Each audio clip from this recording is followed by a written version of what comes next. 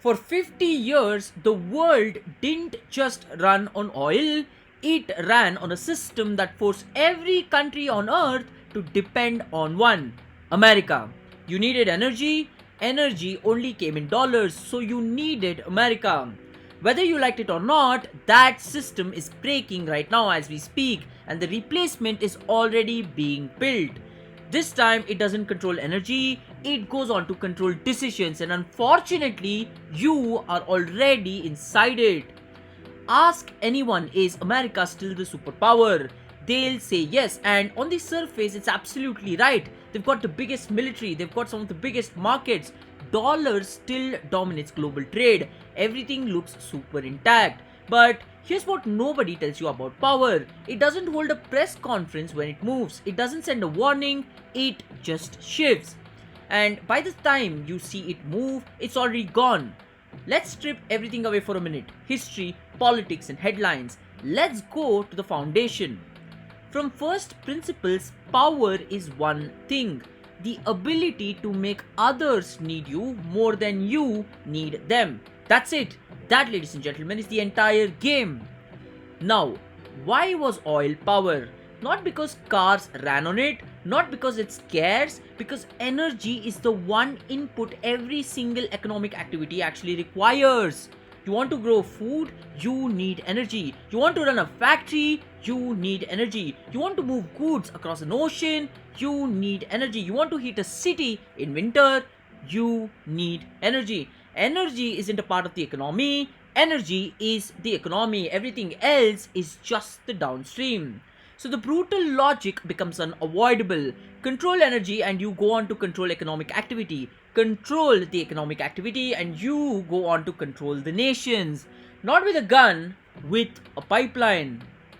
Now, having the resources doesn't make you the dominant power. Saudi Arabia, as a matter of fact, had oil.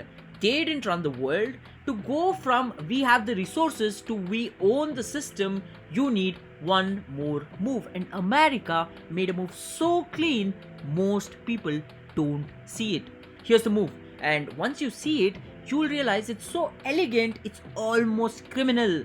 America didn't pump the world's oil, it didn't need to. Instead, it did something far smarter.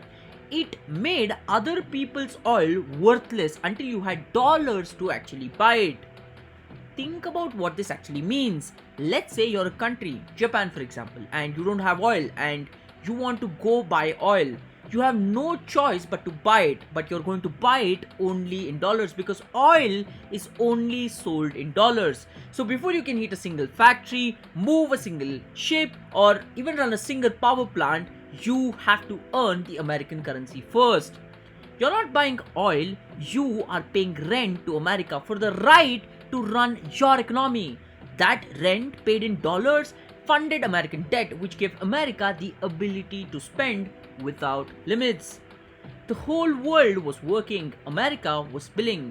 This wasn't trade, ladies and gentlemen, this was an architecture.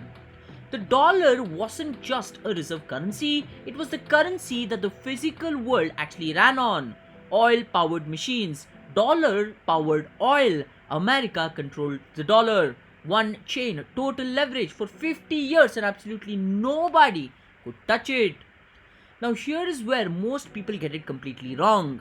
America didn't lose this because it ran out of oil, it lost it because the dependency chain started breaking. Three fractures happening at the same time. Let me explain. Shale technology and renewables meant more countries could produce their own energy or reduce how much they needed to import. The monopoly cracked. Second, Russia and China began settling oil trades in yuans and rubles in gold-backed agreements. The unspoken rule of oil being sold only in US dollars started having exceptions. Third, in 2022, America froze Russia's dollar reserves overnight, and every country actually watching, every country holding dollars received the same message at the same time. Your reserves can disappear if we decide they should. Here's what this actually means. If your reserves can be frozen, they're not reserves, they are a hostage. The reaction was quiet, but it was real. Central banks didn't just ask questions, some of them started answering them. Now, this is not a collapse, let me be absolutely precise. The dollar is still a dominant currency. America is still one of the most powerful countries in the world. But power doesn't need to collapse to weaken. It just needs a credible alternative to exist. And ladies and gentlemen, boys and girls, for the very first time in over 50 years, that alternative actually exists. The people who built this system saw the fracture before anybody else, which is why they are already building its replacement. Stop! Before we go any further, I need you to let you know of something that you're thinking right now. Stop thinking about artificial intelligence as technology.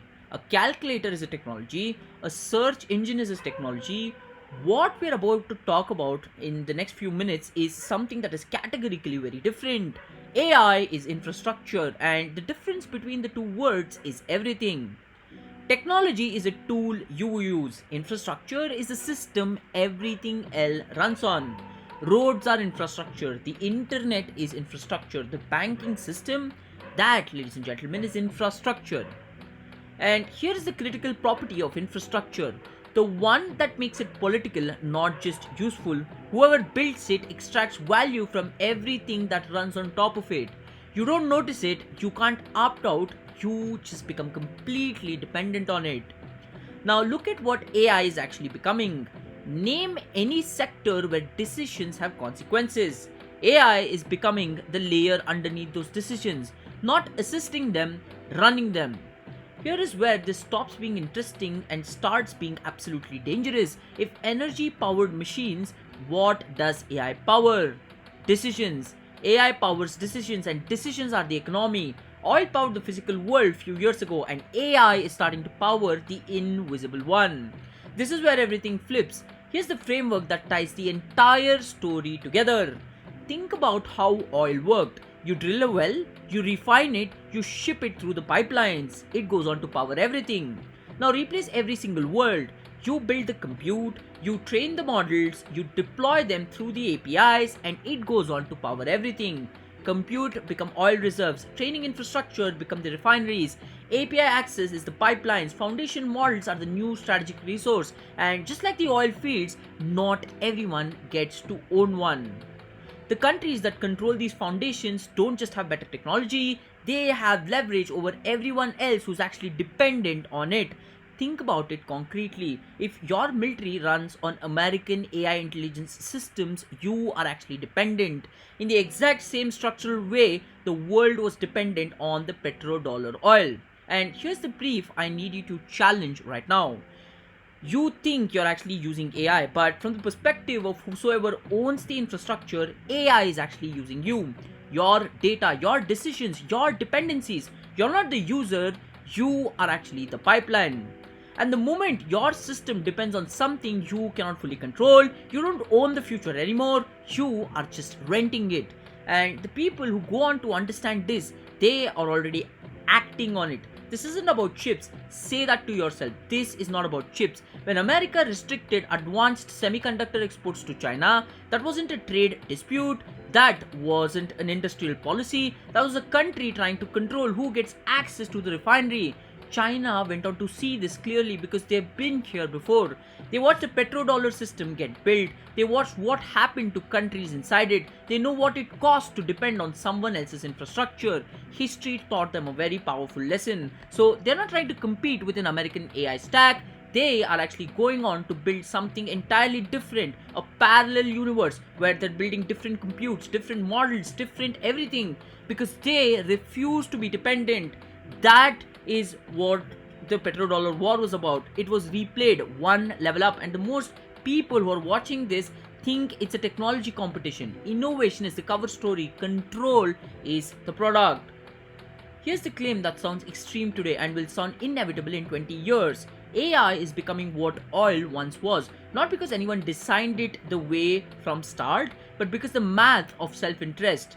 Every government wants better decision, every hospital wants better outcome, and every military wants better intelligence, believe it or not. The path of least resistance leads them all to the same foundational models, and right now, those models are being built in one place. Think about the people who lived in the petrodollar system. Japanese factory workers didn't feel the leash.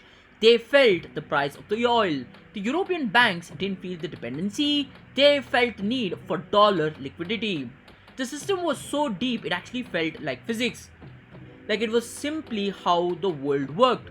Now, there's a new system being built right now, and people inside it won't feel the leash either. They'll feel the efficiency, they'll feel the intelligence, they'll feel like they have more clarity than ever before and more clarity than every single person. That's not a side effect.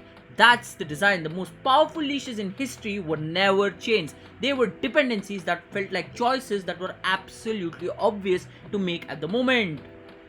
The last system made the world a currency. The next one will make the world need a mind. And the thing about systems is that you don't notice them when you actually enter, you only notice when you try to leave, and ultimately you try to realize that you actually can't leave the system because you become so dependent on it. The dollar didn't ask for your permission before the petrodollar system being built, neither will this system ask you for permission.